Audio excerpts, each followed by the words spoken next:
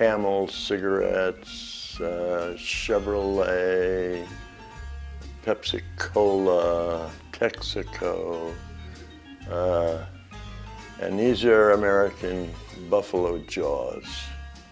And the piece is called Taking the World for a Ride. And I believe that corporations are more powerful than governments or religions.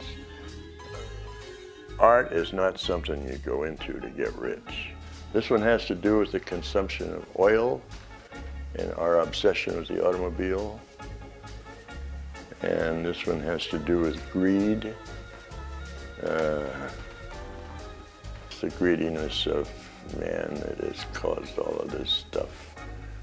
And the fact also that people don't take proper care of having sex.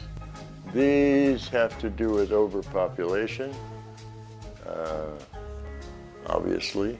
I sell some work, but they're to weird people who are skull freaks. So some people make art because they have to. I mean, it's just inside of them to make art. Some people make art to get known and recognized and maybe make some money. I won't explain this, it's too complex. You know, if I made bronze whales and dolphins, I could sell them as fast as I can make them.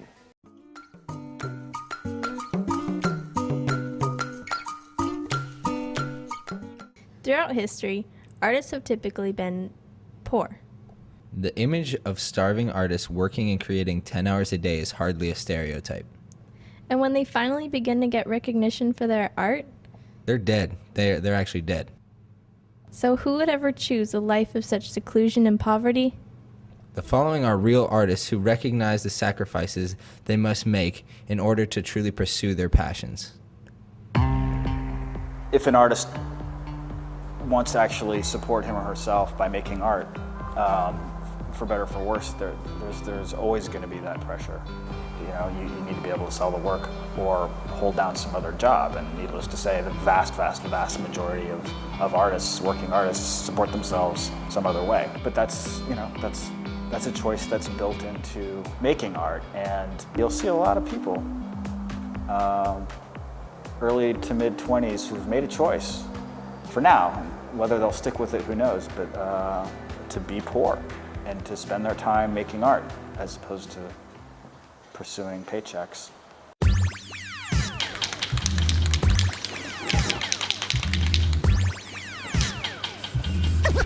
Who on earth is that guy? I think the poorer you are, the better your art is.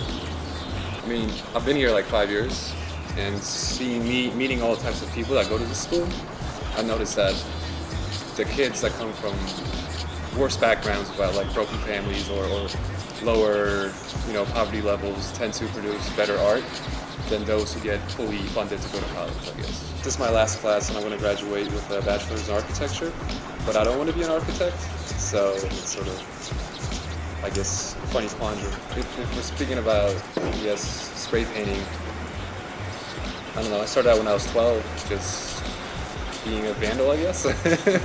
But once I grew up and started learning more about techniques, it became an art form for me to express my thoughts. Personally myself, if I'm making art, I really don't want to be paid for it.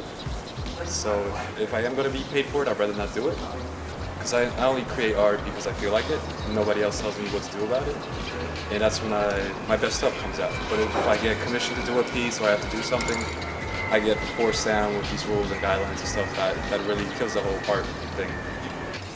Yeah, this is like my first time painting on canvas, because I'm usually doing street stuff, so that's sort of me trying to do the whole art thing. And do I want to be a canvas artist? No, of course not, but like, I have to see if it's, what the public thinks about it.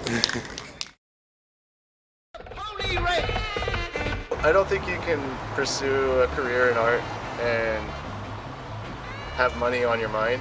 At the same time that I started studying art, I started tattooing. So I went from washing dishes for like $3.50 an hour. When I first started tattooing, I charged $20 an hour. Now I charge $150 an hour. There's just been this progression where I've just been making more money doing what I do, but I never had like any ambitions to do anything other than tattooing. When I look at like upper class folks, I find them really droll, but I think it's really what you pursue. I mean, if you want to be wealthy and have like nice cars and stuff like that, like that's cool. That's not something I'm interested in, I guess. But I think that's how you get to be in an upper class, where you're born into it, and that's nice, but you know, not very satisfying. Associate more with like roughnecks and lower class than anybody else, but I don't know that that's like financially where I'm at. I'm really like financially really comfortable, so it doesn't always jive. I had a party at my house, and there's a real decent mix of like social strata there, but this one kid pulled a box cutter out on a friend of mine in the middle of my party.